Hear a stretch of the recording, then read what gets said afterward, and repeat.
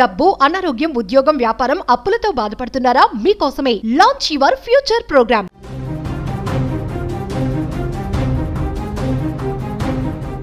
అమెరికాలో ఇద్దరు భారతీయ విద్యార్థుల అరెస్ట్ ఇప్పుడు ఒక్కసారిగా కలవరం రేపుతుంది. ఎందుకంటే ఇక్కడి నుంచి చదువుకోవడానికి వెళ్ళినటువంటి ప్రతి ఒక్క స్టూడెంట్ గుండెల్లో గుబులు రేకెత్తించేటువంటి వార్త ఇది.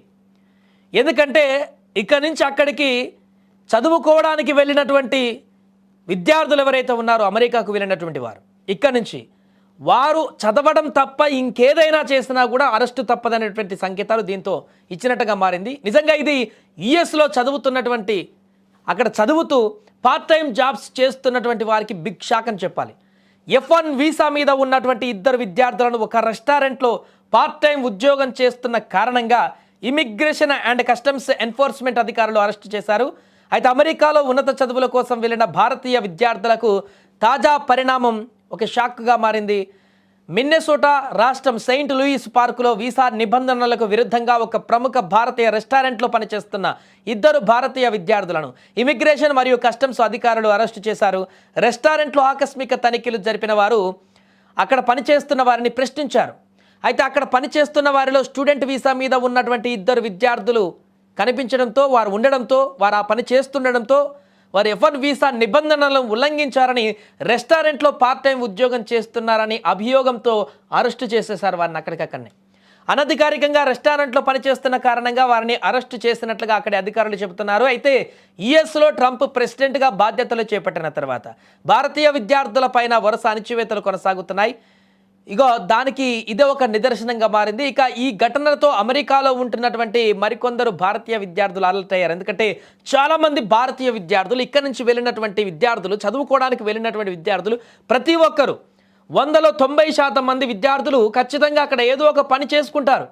వారు చదువుకు అయ్యేటువంటి ఖర్చులు, అక్కడ ఉండడానికి రూమ్ రెంట్ కానీ ఏదైనా కానీ, ఎందుకంటే ఇక్కడ డబ్బుతో పోలిస్తే అక్కడ కరెన్సీ ఎక్కువ కాబట్టి అంత భారం మోయలేం కాబట్టి అక్కడ తినడానికి కనీస అవసరాలు తీర్చుకోవడానికి అక్కడ పార్ట్ టైం జాబ్ చేస్తుంటారు. అలాంటి 90% మంది భారతీయ విద్యార్థులకు ఇప్పుడు బిగ్ షాక్ అని చెప్పచ్చు. ఎప్పుడు ఏం జరుగుతుందో, ఎప్పుడు ఏ రెస్టారెంట్లో ఎవరు తనిఖీలు చేస్తారో, ఎక్కడ వారు పనిచేస్తున్న ఏరియాకి పోలీసులు వచ్చి అరెస్ట్ చేస్తారో తెలియనటువంటి భయాందోళన ఇప్పుడు నెలకొంది. భారతీయ విద్యార్థులను ఏ విధంగా డిపోర్ట్ చేయాలి అన్న దానిపైన ఎక్కువగా ఫోకస్ చేస్తున్న ట్రంప్ ప్రభుత్వం ఏ చిన్న అవకాశం దొరికినా విద్యార్థులపైన విరుచుకుపడుతున్నారు. ఇక తాజా పరిణామాల క్రమంలో విద్యార్థులు జాగ్రత్తలు తీసుకోవాలని నిపుణులు హెచ్చరిస్తున్నారు. డబ్బుల కోసం అనధికారికంగా పనిచేస్తే వీసా నిబంధనల ప్రకారం వీసా రద్దయ్యేటువంటి ప్రమాదం కూడా ఉంటుందని హెచ్చరిస్తున్నారు. దీని ద్వారా ఒక విషయం కూడా విద్యార్థులకి ఇక్కడ క్లియర్గా అర్థం కావాల్సింది, అమెరికాకు ఇక్కడి నుంచి చదువుకోవడానికి వెళ్తున్నామని స్టూడెంట్ వీసా మీద MS చేయడానికని ఇంకేదో చేయడానికని చెప్పేసి ఇక్కడ చెప్పుకొని అందరికీ వెళ్ళి అక్కడ డబ్బులు సంపాదిస్తూ పార్ట్ టైం జాబ్స్ చేస్తూ, రెస్టారెంట్లో జాబ్స్ చేస్తూ, పెట్రోల్ బంకుల్లో జాబులు చేస్తూ, రకరకాల జాబ్స్ చేస్తూ అసలు ఏదైతే దేనికి పోయామో చదువుకోవడానికి పోయామో దాన్ని పక్కన పెట్టి ఈ కార్యక్రమాలు చేస్తున్నటువంటి విద్యార్థులందరికీ కూడా ఒక హెచ్చరిక అనేది.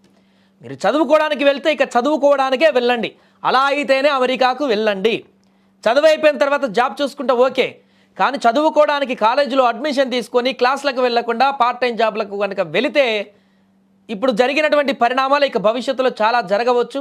తద్వారా మీరు ఏ లక్ష్యంతో అక్కడికి వెళ్తున్నారో అదే పరిపూర్ణం కాకుండా ఉంటుంది, మీ ఎడ్యుకేషనే దెబ్బతినేటువంటి అవకాశం ఉంటుంది. కాబట్టి విద్యార్థులు కూడా ఈ తరుణంలో కొంత అప్రమత్తంగా ఉండాలంటూ నిపుణులు చెబుతున్నారు.